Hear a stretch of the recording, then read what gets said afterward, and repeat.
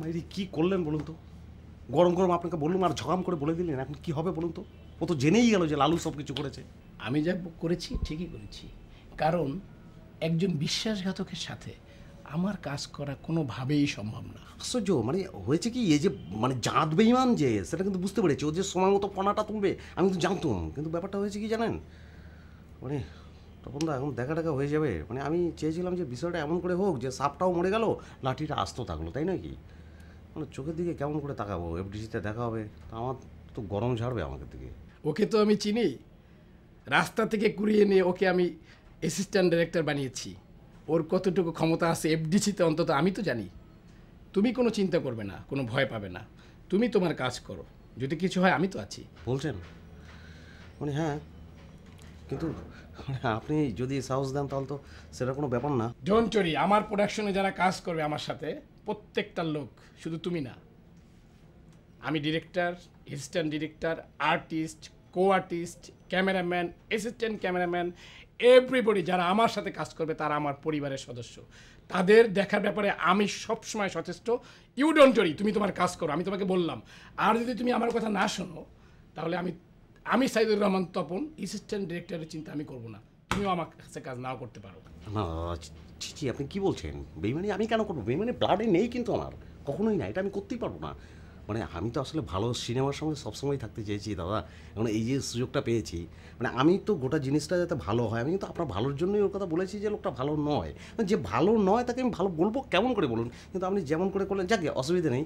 ও যদি তোমাকে এক কথা বলে তুমি তাকে দুই কথা বলে দিবে, ঠিক আছে? মানে আপনি যখন সাহস দিচ্ছেন তখন আমাকে ঠেকায় কে? ওকে, গো হেড, নো প্রবলেম, ইনশাআল্লাহ। দাদা তাহলে আজকে উঠি। ঠিক আছে, ওকে। আমরা উঠলাম তাহলে। আসসালামু আলাইকুম। আর রহসেন, আপনাকে ধরার লেগে এই এফডিসির গলির কাছে বসে আছি আমি, বুঝলেন? সন্ধ্যা থেকে বসে আছি। আপনি কি এটা কী করলেন বলুন তো আমাকে? লাথি দিয়ে বাহির করে ছেড়লেন আমাকে? খুব তো বড় বড় বললেন আমরাই সিনেমা বানাবো, আমরাই সিনেমাকে আগে নিয়ে যাবো, হ্যাঁ? আর বললেন যে আমার রক্তে বেইমানি নাই, বেইমান দেখলে আমার বমি আসে। এখন আপনার মতো বেইমান দেখে তো আমার থুক ফেলতে ইচ্ছে করছে না, হ্যাঁ? আপনি শুনেন, এখানে আমার শিকড় গজিয়ে গেছে এই এফডিসিতে, আর শুক্র 8 দিন এসে আপনি আমাকে বাহির করে দেওয়ার চেষ্টা করছেন। আপনাকে আমি সাবধান করে দিন, 7 দিন সময় দিন, 7 দিনের ভিতর এফডিসি ছেড়ে চলে যাবেন যেখানকার ছেলে সেখানে, নাহলে কিন্তু খবর করে দেবো বলে দিন আপনাকে। হ্যাঁ, শোনেন, কি আছে দাঁড়ান আপনি। বলেন। আপনি নিজের মতো একা একা কথা বলে যাবেন, সব সত্য হয়ে যাবে, তাই না? বলবো না খা।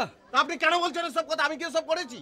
এমনও তো হতে পারে যে ওই ডিরেক্টর সাহেবের আপনাকে এখন পছন্দ হচ্ছে না, সেটা হতেই পারে। আমরা এমনও তো হতে পারে যে হচ্ছে বড় ডিরেক্টর আপনাকে পছন্দ করবে, এটা হতে পারে না? তা আমাকে দোষ দিচ্ছেন আপনি কিসের ভিত্তিতে? কোনো প্রমাণ আছে? কিসের প্রমাণ লাগবে? তা প্রমাণ লাগবে না, প্রমাণ ছাড়া আপনি কথা বলে যাবেন? আপনি পেশি শক্তি দেখাচ্ছেন, আপনি আমাকে বের করে দেবেন 7 দিনের মধ্যে। আপনি নিজেকে শিল্পী দাবি করেন। আমি কোনোদিন পেশি শক্তি ব্যবহার করবো না, আমি করিনি কোনোদিন। আমি শিল্পের লাইনে আছি, ওখানে থাকবো, আমি কোয়ালিটি দিয়ে টিকে থাকবো। দেখি কেমন করে ঠেকান, দেখি কে থাকে এখানে। যান। আচ্ছা ঠিক আছে, আপনি যান এখান থেকে। বেশি করছেন না? যাবো না, এদিকেই যাবো। যান আপনি, যান। আমি আর ছবি বানাবো না। আমি ডাইরেক্টরে কিছু টাকা দিলাম। কার কারণে? এই আনোয়ারের কারণে। সেই ডাইরেক্টর কি করলো?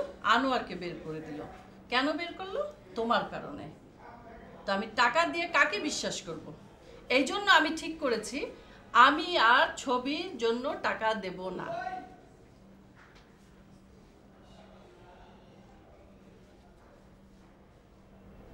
আপা, যদি একদম কিছু মনে না করেন আমি 2 মিনিট একটু কথা বলবো। বলো। মানে আমরা আসলে এত ছোট মানুষ, আপনাদের সামনে কথা বলাই তো একটা ধৃষ্টতা হয়ে যায়। মানে কি বলবো বলুন, খুব বেশি দিন তো কাজ করি না, তারপরেও আসলে এখানকার অলিগলি তো চেনা হয়ে গেছে খুব রুট লেভেলে, যেহেতু আমাদের মেশামেশি।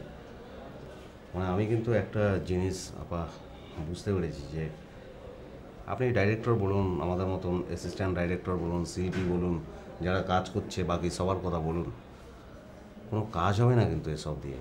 আমি তো বুঝতে পেরেছি যে প্রডিউসার ছাড়া ছবিটা কেমন করে হবে বলুন?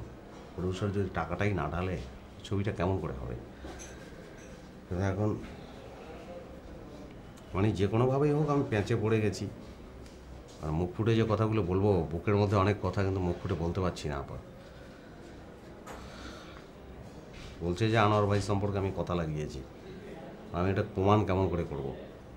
উনি হয়তো ওনার ব্যক্তিগত কারণেই আনোয়ার ভাইকে বার করে দিয়েছেন, কিন্তু আমি তো সেটা এখন প্রমাণ করতে পারবো না।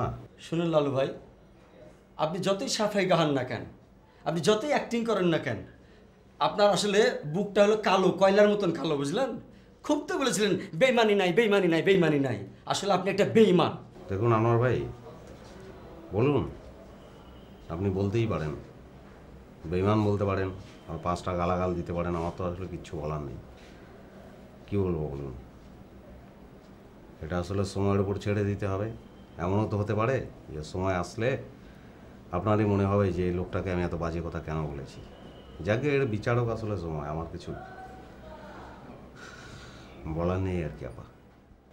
আচ্ছা লালু, তুমি তোমার লেকচার বন্ধ করো। জি আপা। আমি এখন যে কথাটা বলতে চাই সেটা মন দিয়ে শোনো। জি আপা। আমার ডিরেক্টর লাগবে, অ্যাসিস্ট্যান্ট ডিরেক্টর লাগবে, যাই লাগবে সেটা আনোয়ার ঠিক করে দেবে। আনোয়ার যেভাবে বলবে তোমাকে সেভাবে কাজ করতে হবে। জি। তুমি যদি এই শর্ততে রাজি থাকো তাহলে তুমি এখানে কাজ করতে পারবে, আদারওয়াইজ আমি চাই না।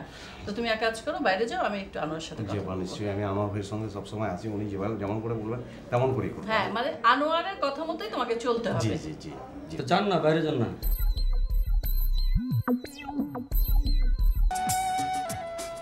আসলে ম্যাডাম ওনাকে নিয়ে এসেছি, ওনার নাম সানুর।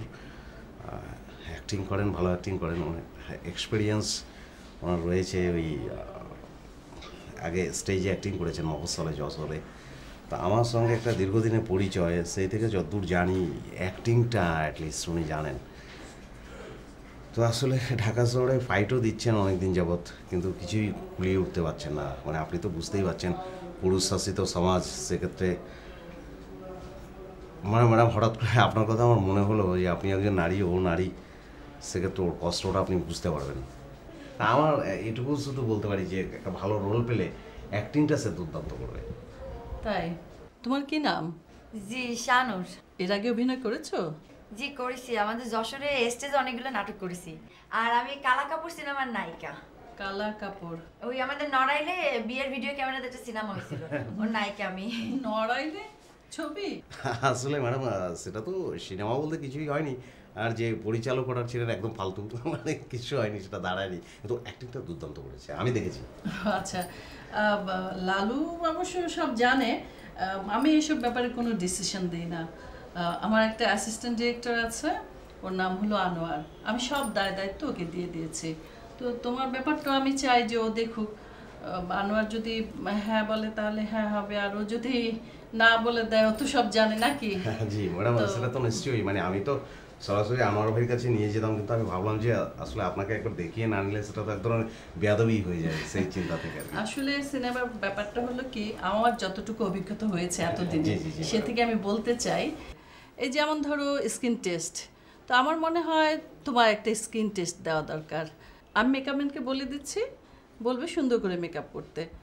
যেমন ধরো ওর এই জায়গাটা একটু কাটতে হবে, নাকটা কাটতে হবে, আর যদি ছবি ভালো আসে তাহলে তুমি করতে পারবে।